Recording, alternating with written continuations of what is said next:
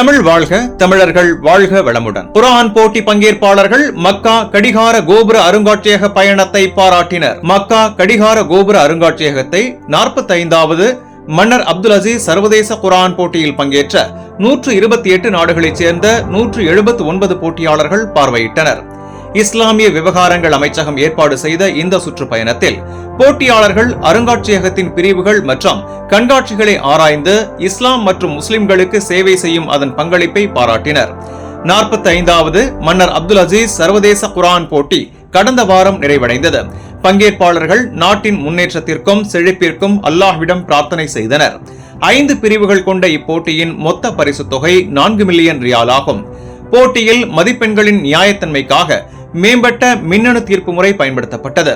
பங்கேற்பாளர்கள் குர்ஆன் மற்றும் அதன் மனப்பாடம் செய்பவர்களுக்கு அளிக்கும் ஆதரவுக்காக மன்னர் சல்மான் மற்றும் பட்டத்து இளவரசர் முகமது பின் சல்மானுக்கு நன்றியை தெரிவித்தனர்.